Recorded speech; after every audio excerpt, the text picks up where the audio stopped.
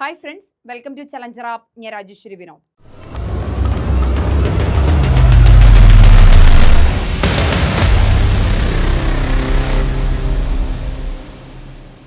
ഇന്നത്തെ ക്ലാസ്സിലെ മോർണിംഗ് ചലഞ്ചിലേക്ക് നമ്മൾ പോവുകയാണ്. കുറച്ച് ക്വസ്റ്റ്യൻസിലേക്ക് കടക്കാം. ഒന്നാമത്തെ ക്വസ്റ്റ്യൻ ഇതാണ്: സ്വഭാവ പഠനത്തിന്റെ ആദ്യകാല രീതി ഏതാണ്? സ്വഭാവ പഠനത്തിന്റെ ആദ്യകാല രീതി. മനഃശാസ്ത്ര പഠന രീതികളിൽ ആദ്യത്തേതെന്ന് ചോദിച്ചാൽ ആത്മപരിശോധനാ രീതി എന്ന് പറയാം. പക്ഷെ ഇവിടെ ഒരു ചെറിയ വ്യത്യാസമുണ്ട്. സ്വഭാവ പഠനത്തിന്റെ ആദ്യകാല രീതി. സ്വഭാവ പഠനത്തിന്റെ ആദ്യകാല രീതി എന്നറിയപ്പെടുന്നത് ഒബ്സർവേഷൻ മെത്തേഡ് അഥവാ നിരീക്ഷണ രീതിയാണ്. നിരീക്ഷണ രീതി.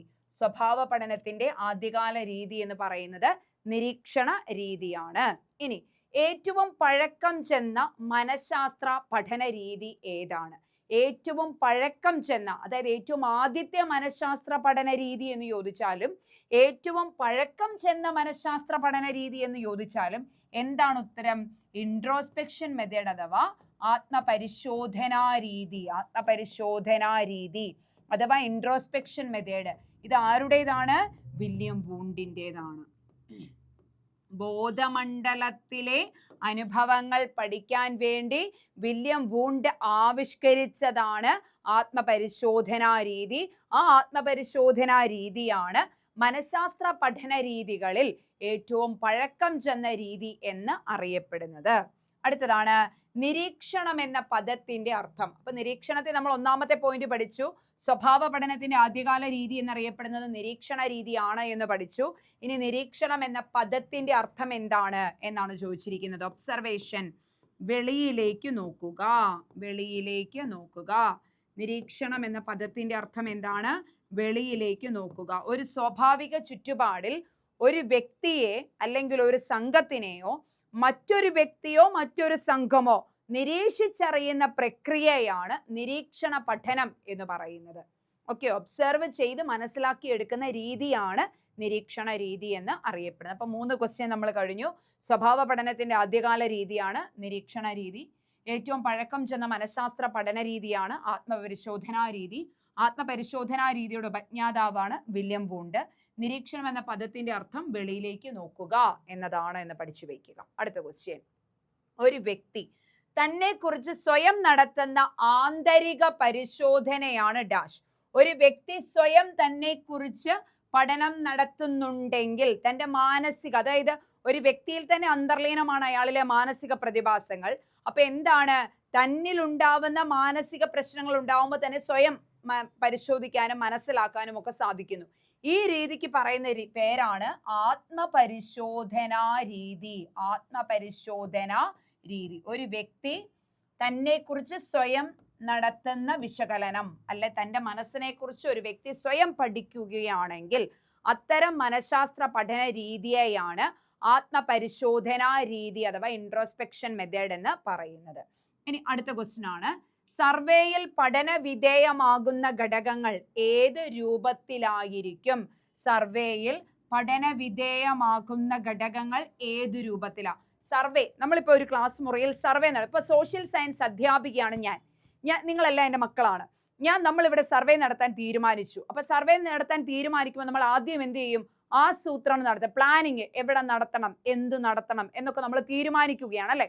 ശേഷം നമ്മൾ ഈ പ്ലാനിങ്ങിൽ തന്നെ വരുന്നതാണ് സർവേക്ക് പോയിട്ട് നമുക്ക് അവിടെ പോയി ചിരിച്ചു കാണിച്ചിട്ട് വരാൻ പറ്റില്ല. എന്ത് ചെയ്യണം? പോയി ചോദ്യങ്ങൾ ചോദിക്കണം അല്ലെ. എന്ത് ചോദിക്കണം?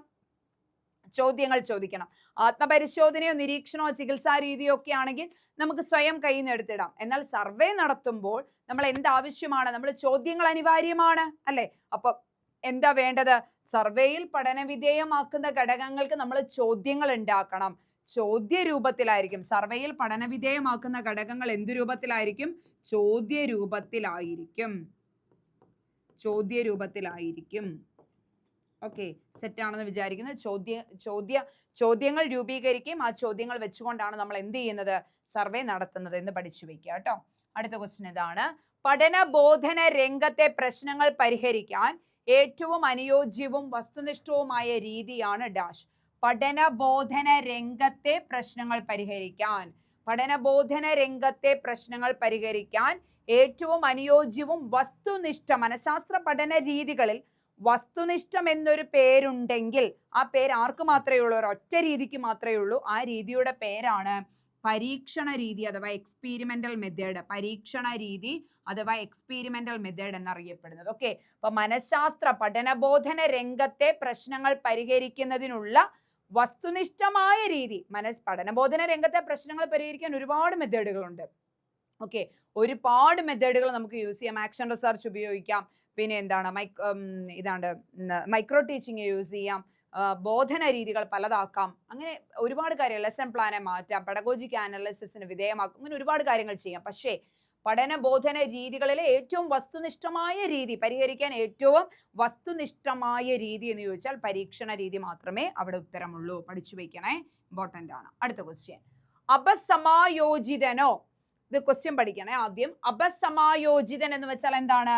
മാൽ അഡ്ജസ്റ്റഡ്, അഡ്ജസ്റ്റ്മെന്റ് ഇല്ലാത്ത വ്യക്തി, മാൽ അഡ്ജസ്റ്റഡ് ആയിട്ടുള്ള വ്യക്തി. അംഗീകൃതമായ ശൈലിക്ക് വ്യത്യസ്തമായ രീതിയിൽ പ്രവർത്തിക്കുന്നവനോ ആയ വ്യക്തിയുടെ വ്യവഹാര സംബന്ധമായ പ്രശ്നങ്ങൾ പഠിക്കുന്നതിന് വേണ്ടി ഉപയോഗിക്കുന്ന രീതി ഏതാണ്? അപസമായോജിതനോ അംഗീകൃതമായ ശൈലിക്ക് വ്യത്യസ്തമായ രീതിയിൽ പ്രവർത്തിക്കുന്നവനോ ആയ വ്യക്തിയുടെ വ്യവഹാര പ്രശ്നങ്ങൾ പഠിക്കുന്നതിന് ഉപയോഗിക്കുന്ന രീതി ഏതാണ് എന്നാണ് ചോദിച്ചിരിക്കുന്നത്. ഓക്കെ, അപ്പൊ ഇത് അപസമായോജിതനായ ഒരു വ്യക്തിയെക്കുറിച്ച് പഠിക്കാൻ ഉപയോഗിക്കുന്ന രീതിയാണ് ക്ലിനിക്കൽ മെത്തേഡ് അഥവാ ചികിത്സാ രീതി എന്ന് പറയുന്നത്. ചികിത്സാ രീതി അഥവാ ക്ലിനിക്കൽ മെത്തേഡ് എന്നാണ് പറയുക. അപസമായോജിതനോ അംഗീകൃതമായ ശൈലിക്ക് വിപരീതമായ രീതിയിൽ പ്രവർത്തിക്കുന്നവനോ ആയ ഒരു വ്യക്തിയെ കുറിച്ച് പഠിക്കാനായി ഉപയോഗിക്കുന്ന രീതിയാണ് ചികിത്സാ രീതി അഥവാ ക്ലിനിക്കൽ മെത്തേഡ് എന്നാണ് പറയുന്നത്. ഓക്കെ ആണല്ലോ. അപസമായോജിതനോ അംഗീകൃതമായ ശൈലിക്ക് എതിരായി പ്രവർത്തിക്കുന്നവനോ ആയ വ്യക്തിയെക്കുറിച്ച്, അതായത് പ്രശ്നമുള്ള വ്യക്തി, അപസമായോജിതനായ വ്യക്തി, മാനസിക വൈകല്യമുള്ള വ്യക്തി, ഇവരെ കുറിച്ച് പഠിക്കാൻ ഉപയോഗിക്കുന്ന രീതിയാണ് ക്ലിനിക്കൽ മെത്തേഡ് അഥവാ ചികിത്സാ രീതി. അടുത്തത്, ഒരു വ്യക്തിയുടെ വ്യവഹാര പഠനത്തിന് ഏറ്റവും അനുയോജ്യമായ രീതിയാണ് ഡാഷ്.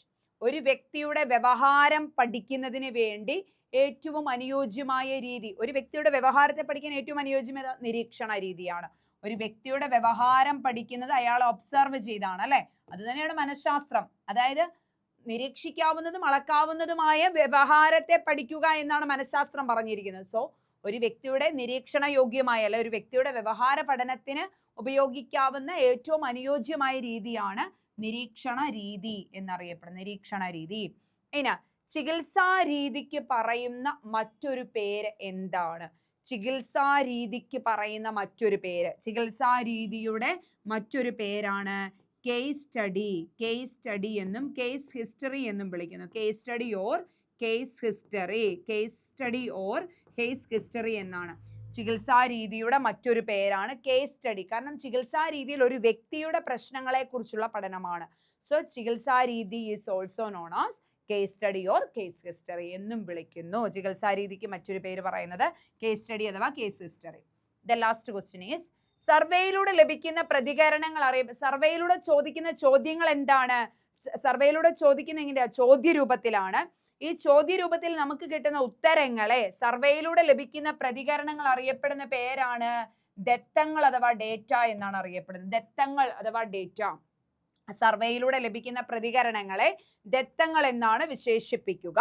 ഒരു ചോദക ചരവും അതിന്റെ പ്രതികരണ ചരവും തമ്മിലുള്ള ബന്ധത്തിന്റെ അടിസ്ഥാനത്തിലുള്ള പഠന രീതി.